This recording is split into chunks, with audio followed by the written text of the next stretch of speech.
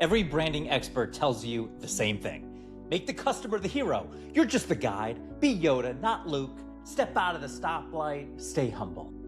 Well, I made unscripted television for 25 years, 100 shows, 2,000 episodes, and I never once used that advice. Not because I didn't know it. Everybody knows it.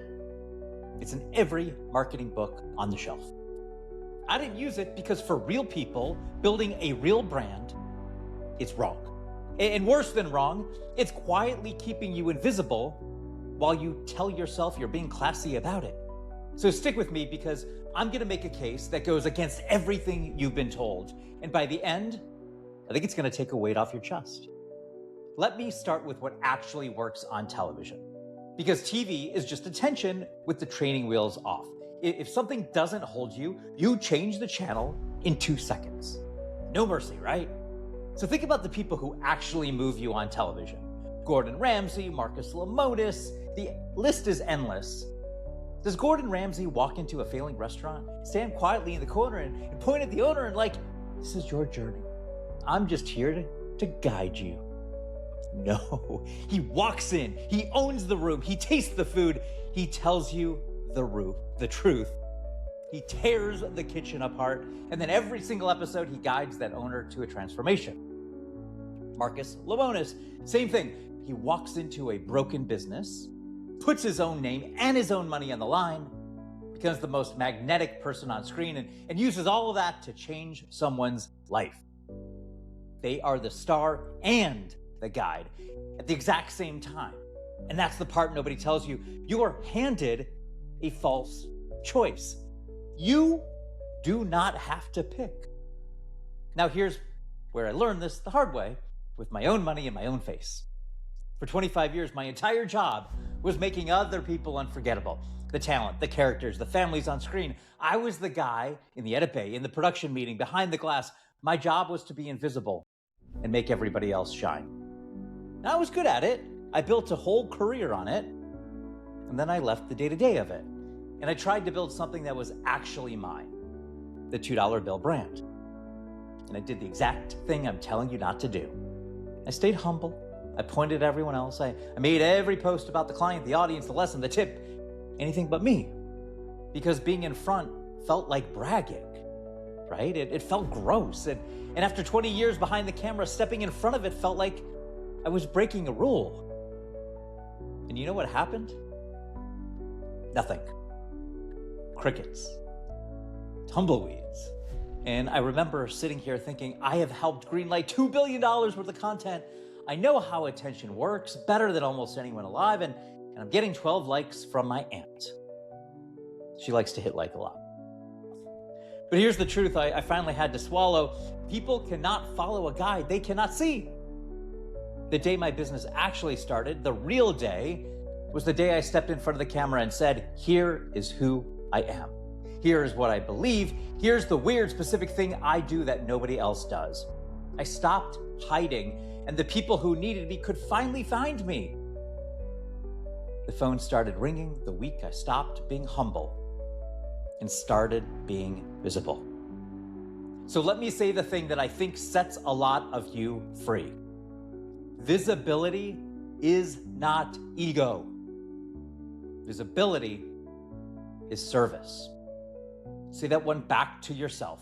Visibility is service. Stepping into the spotlight is not about you. It's the only way the people who need you can finally find you. When you hide in the back, you are not being noble. You're just making sure your dream client hires someone louder and worse than you. Let me say that again, because this is the whole thing. When you stay invisible, the work doesn't disappear. It just goes to someone less qualified who is brave enough to be seen. You're not being humble. You're being invisible. Those are the two completely different things that happen to feel the same from the inside. And you are allowed to be the hero of your own story and the guide in someone else's. At the same time, Marvel does it with every character. Gordon does it in every episode. You can do it on a Tuesday with one honest post. So here's your assignment, and you can do it tonight. Go look at your last 10 posts. right now in your head, scroll back. How many of them are you actually in the frame where you told a story from your life, took a real stance at something you believe that might cost you a follower? And then how many did you hide? Behind a tip, behind 5 ways to something, behind a quote, behind someone else's win. If you went 10 for 10 on hiding, that's your answer. That's why it's quiet. Nobody is following you because they don't even know you're in the room. Nobody is following you because they don't know you're in the room. So here's the fix. For your next 10 posts, put yourself in at least half of them. Now, not bragging, not look at me, just real. Maybe it's a story, a belief, a moment you got it wrong, a line in the sand. This isn't ego. You're finally giving a person a reason to follow you. You, the person. Let me give you the smallest, cleanest example of protecting this. So I created or co-created a show called 60 Days In, where regular people volunteered to go undercover in a real working jail. Yeah, that was the whole hook. One clean, weird, obnoxiously crazy, unforgettable idea. And when I pitched it internally at my network, everyone got nervous. Nervous because it was too scared. How do you do it? They wanted to add storylines. I want the guard's point of view, the warden's point of view, the families at home. Make it safer. Make it more like every other show on the air. That's what they were saying by saying exactly what I just said. And that's the same instinct you have, by the way. Add more, hedge, don't stand out too much. And I said no. I protected the one thing that made it different. I protected the no.